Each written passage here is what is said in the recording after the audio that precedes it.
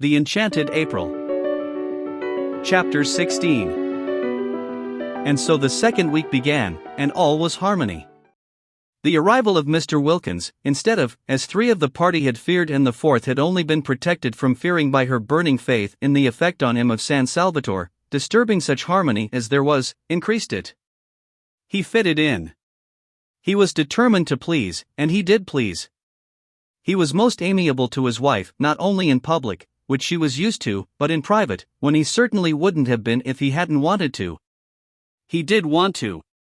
He was so much obliged to her, so much pleased with her, for making him acquainted with Lady Caroline, that he felt really fond of her. Also proud, for there must be, he reflected, a good deal more in her than he had supposed, for Lady Caroline to have become so intimate with her and so affectionate. And the more he treated her as though she were really very nice, the more Lottie expanded and became really very nice, and the more he, affected in his turn, became really very nice himself, so that they went round and round, not in a vicious but in a highly virtuous circle.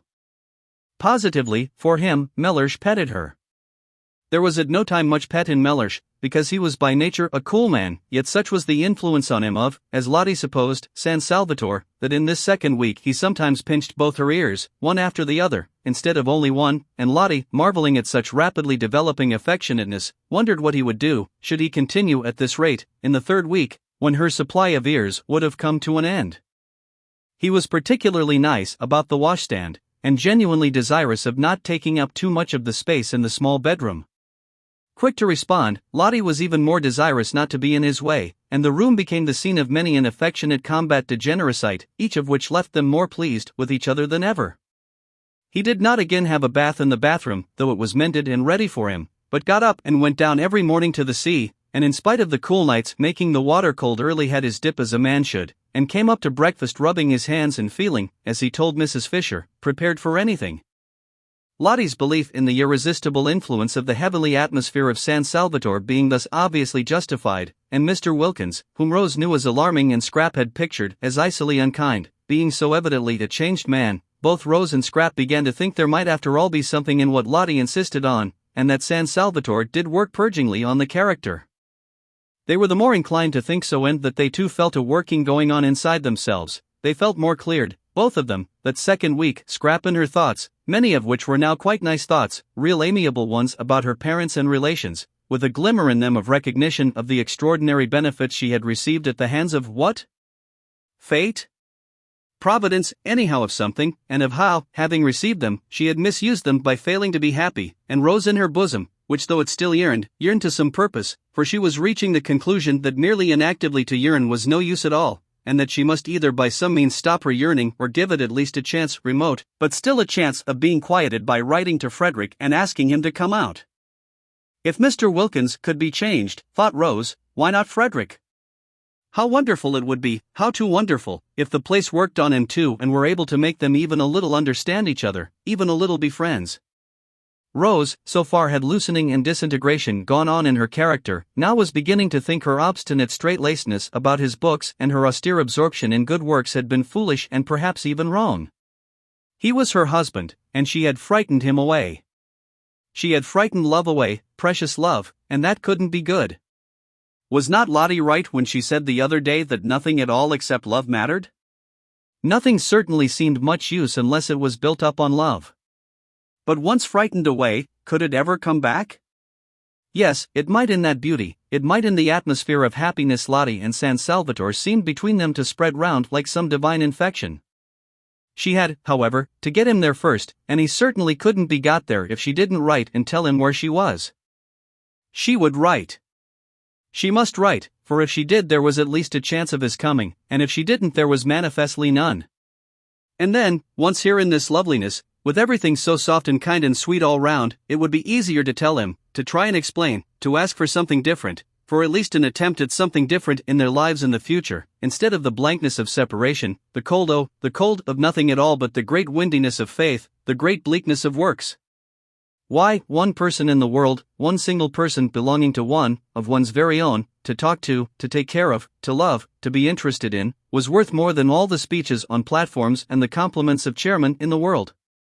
It was also worth more, Rose couldn't help it, the thought would come, than all the prayers. These thoughts were not head thoughts, like Scraps, who was altogether free from yearnings, but bosom thoughts. They lodged in the bosom. It was in the bosom that Rose ached and felt so dreadfully lonely. And when her courage failed her, as it did on most days, and it seemed impossible to write to Frederick, she would look at Mr. Wilkins and revive. There he was, a changed man. There he was, going into that small, uncomfortable room every night, that room whose proximities had been Lottie's only misgiving, and coming out of it in the morning, and Lottie coming out of it too, both of them as unclouded and as nice to each other as when they went in. And hadn't he, so critical at home, Lottie had told her, of the least thing going wrong, emerged from the bath catastrophe as untouched in spirit as Shadrach, Meshach and Abednego were untouched in body when they emerged from the fire? Miracles were happening in this place. If they could happen to Mr. Wilkins, why not to Frederick? She got up quickly. Yes, she would write. She would go and write to him at once. But suppose... She paused. Suppose he didn't answer. Suppose he didn't even answer. And she sat down again to think a little longer. In these hesitations did Rose spend most of the second week. Then there was Mrs. Fisher. Her restlessness increased that second week. It increased to such an extent that she might just as well not have had her private sitting room at all, for she could no longer sit. Not for 10 minutes together could Mrs. Fisher sit. And added to the restlessness, as the days of the second week proceeded on their way, she had a curious sensation, which worried her, of rising sap. She knew the feeling, because she had sometimes had it in childhood in specially swift springs, when the lilacs and the syringas seemed to rush out into blossom in a single night, but it was strange to have it again after over 50 years. She would have liked to remark on the sensation to someone, but she was ashamed. It was such an absurd sensation at her age. Yet oftener and oftener, and every day more and more, did Mrs. Fisher have a ridiculous feeling as if she were presently going to burgeon. Sternly she tried to frown the unseemly sensation down. Burgeon, indeed. She had heard of dried staffs, pieces of mere dead wood, suddenly putting forth fresh leaves, but only in legend. She was not in legend. She knew perfectly what was due to herself. Dignity demanded that she should have nothing to do with fresh leaves at her age, and yet there it was, the feeling that presently, that at any moment now, she might crop out all green. Mrs. Fisher was upset. There were many things she disliked more than anything else, and one was when the elderly imagined they felt young and behaved accordingly. Of course they only imagined it, they were only deceiving themselves, but how deplorable were the results. She herself had grown old as people should grow old, steadily and firmly. No interruptions, no belated afterglows and spasmodic returns. If, after all these years, she were now going to be deluded into some sort of unsuitable breaking out, how humiliating. Indeed she was thankful, that second week, that Kate Lumley was not there. It would be most unpleasant, should anything different occur in her behavior, to have Kate looking on. Kate had known her all her life. She felt she could let herself go. Here Mrs. Fisher frowned at the book she was vainly trying to concentrate on, for where did that expression come from, much less painfully before strangers than before an old friend? Old friends, reflected Mrs. Fisher, who hoped she was reading, compare one constantly with what one used to be. They are always doing it if one develops. They are surprised at development. They hark back, they expect motionlessness after, say, 50, to the end of one's days. That, thought Mrs. Fisher, her eyes going steadily line by line down the page and not a word of it getting through into her consciousness, is foolish of friends. It is condemning one to a premature death. One should continue, of course with dignity, to develop, however old one may be. She had nothing against developing, against further ripeness, because as long as one was alive one was not dead obviously, decided Mrs. Fisher, and development, change, ripening, were life. What she would dislike would be unripening, going back to something green. She would dislike it intensely, and this is what she felt she was on the brink of doing. Naturally it made her very uneasy, and only in constant movement could she find distraction. Increasingly restless and no longer able to confine herself to her battlements, she wandered more and more frequently, and also aimlessly, in and out of the top garden, to the growing surprise of Scrap, especially when she found that all Mrs. Fisher did was to stare for a few minutes at the view, pick a few dead leaves off the rose bushes, and go away again. In Mr. Wilkins's conversation she found temporary relief, but though he joined her whenever he could, he was not always there, for he spread his attentions judiciously among the three ladies, and when he was somewhere else she had to face and manage her thoughts as best she could by herself. Perhaps it was the excessive light and color at San Salvatore which made every other place seem dark and black, and Prince of Wales Terrace did seem a very dark black spot to have to go back to a dark, narrow street, and her house dark and narrow as the street, with nothing really living or young in it. The goldfish could hardly be called living, or at most not more than half living, and were certainly not young, and except for them there were only the maids, and they were dusty old things. Dusty old things. Mrs. Fisher paused in her thoughts, arrested by the strange expression. Where had it come from? How was it possible for it to come at all? It might have been one of Mrs. Wilkins's, in its levity, its almost slang. Perhaps it was one of hers, and she had heard her say it and unconsciously caught it from her. If so, this was both serious and disgusting. That the foolish creature should penetrate into Mrs. Fisher's very mind and establish her personality there, the personality which was still, in spite of the harmony apparently existing between her and her intelligent husband, so alien to Mrs. Fisher's own, so far removed from what she understood and liked, and infect her with her undesirable phrases, was most disturbing. Never in her life before had such a sentence come into Mrs. Fisher's head. Never in her life before had she thought of her maids, or of anybody else, as dusty old things. Her maids were not dusty old things, they were most respectable, neat women, who were allowed the use of the bathroom every Saturday night. Elderly, certainly, but then so was she, so was her house, so was her furniture, so were her goldfish. They were all elderly, as they should be, together. But there was a great difference between being elderly and being a dusty old thing. How true it was what Ruskin said, that evil communications corrupt good manners. But did Ruskin say it? On second thought she was not sure, but it was just the sort of thing he would have said if he had said it, and in any case it was true. Merely hearing Mrs. Wilkins's evil communications at meals, she did not listen, she avoided listening, yet it was evident she had heard those communications which, in that they so often were at once vulgar, indelicate and profane, and always, she was sorry to say, laughed at by Lady Caroline, must be classed as evil, was spoiling her own mental manners. Soon she might not only think but say. How terrible that would be! If that were the form her breaking out was going to take, the form of unseemly speech, Mrs. Fisher was afraid she would hardly with any degree of composure be able to bear it. At this stage Mrs. Fisher wished more than ever that she were able to talk over her strange feelings with someone who would understand. There was, however, no one who would understand except Mrs. Wilkins herself. She would. She would know at once, Mrs. Fisher was sure, what she felt like. But this was impossible. It would be as abject as begging the very microbe that was infecting one for protection against its disease. She continued, accordingly, to bear her sensations in silence, and was driven by them into that frequent aimless appearing in the top garden which presently roused even Scrap's attention. Scrap had noticed it, and vaguely wondered at it, for some time before Mr. Wilkins inquired of her one morning as he arranged her cushions for her. He had established the daily assisting of Lady Caroline into her chair as his special privilege, whether there was anything the matter with Mrs. Fisher.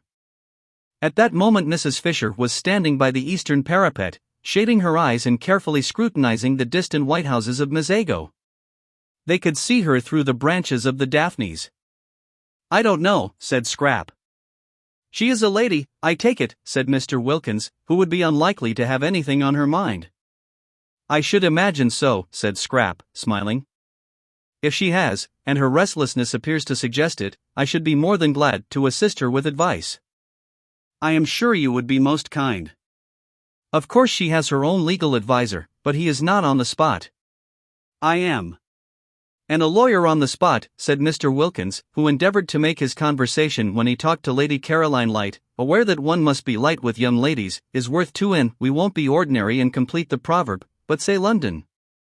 "You should ask her." "Ask her if she needs assistance? Would you advise it?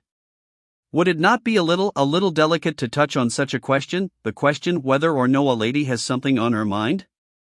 Perhaps she will tell you if you go and talk to her. I think it must be lonely to be Mrs. Fisher." "You are all thoughtfulness and consideration," declared Mr. Wilkins, wishing, for the first time in his life, that he were a foreigner so that he might respectfully kiss her hand on withdrawing to go obediently and relieve Mrs. Fisher's loneliness. It was wonderful what a variety of exits from her corner scrap contrived for Mr. Wilkins. Each morning she found a different one, which sent him off pleased after he had arranged her cushions for her. She allowed him to arrange the cushions because she instantly had discovered, the very first 5 minutes of the very first evening, that her fears lest he should cling to her and stare in dreadful admiration were baseless. Mr. Wilkins did not admire like that. It was not only, she instinctively felt, not in him, but if it had been he would not have dared to in her case.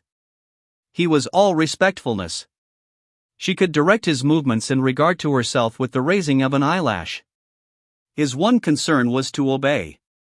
She had been prepared to like him if he would only be so obliging as not to admire her, and she did like him.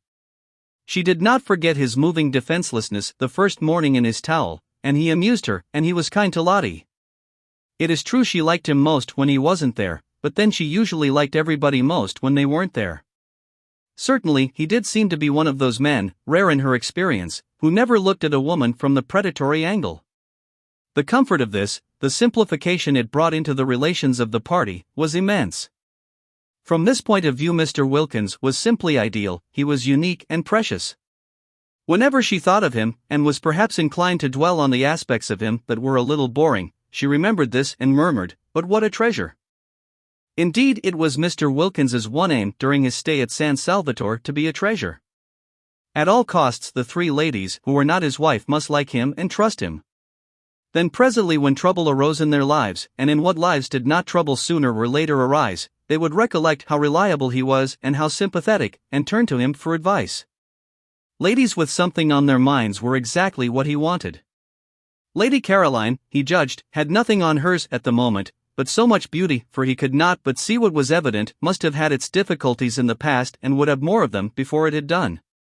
In the past he had not been at hand, in the future he hoped to be.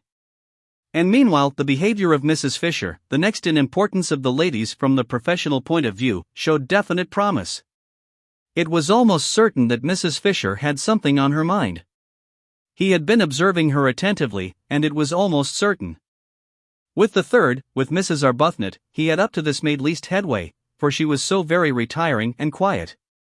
But might not this very retiringness, this tendency to avoid the others and spend her time alone, indicate that she too was troubled? If so, he was her man. He would cultivate her. He would follow her and sit with her, and encourage her to tell him about herself. Arbuthnot, he understood from Lottie, was a British Museum official, nothing specially important at present, but Mr. Wilkins regarded it as his business to know all sorts and kinds. Besides, there was promotion. Arbuthnot, promoted, might become very much worthwhile. As for Lottie, she was charming. She really had all the qualities he had credited her with during his courtship, and they had been, it appeared, nearly in abeyance since. His early impressions of her were now being endorsed by the affection and even admiration Lady Caroline showed for her. Lady Caroline Dester was the last person, he was sure, to be mistaken on such a subject. Her knowledge of the world, her constant association with only the best, must make her quite unerring. Lottie was evidently, then, that which before marriage he had believed her to be. She was valuable. She certainly had been most valuable in introducing him to Lady Caroline and Mrs. Fisher. A man in his profession could be immensely helped by a clever and attractive wife. Why had she not been attractive sooner? Why this sudden flowering? Mr. Wilkins began too to believe there was something peculiar, as Lottie had almost at once informed him, in the atmosphere of San Salvatore. It promoted expansion. It brought out dormant qualities. And feeling more and more pleased, and even charmed, by his wife, and very content with the progress he was making with the two others, and hopeful of progress to be made with the retiring third, Mr. Wilkins could not remember ever having had such an agreeable holiday. The only thing that might perhaps be bettered was the way they would call him Mr. Wilkins. Nobody said Mr. Mellersh Wilkins. Yet he had introduced himself to Lady Caroline. He flinched a little on remembering the circumstances as Mellersh Wilkins. Still, this was a small matter, not enough to worry about. He would be foolish if in such a place, in such society, he worried about anything. He was not even worrying about what the holiday was costing, and had made up his mind to pay not only his own expenses but his wife's as well, and surprise her at the end by presenting her with her nest egg as intact as when she started, and just the knowledge that he was preparing a happy surprise for her made him feel warmer than ever towards her. In fact, Mr. Wilkins, who had begun by being consciously and according to plan on his best behavior, remained on it unconsciously, and with no effort at all. And meanwhile the beautiful golden days were dropping gently from the second week one by one, equal in beauty with those of the first, and the scent of beanfields in flower on the hillside behind the village came across to San Salvatore whenever the air moved.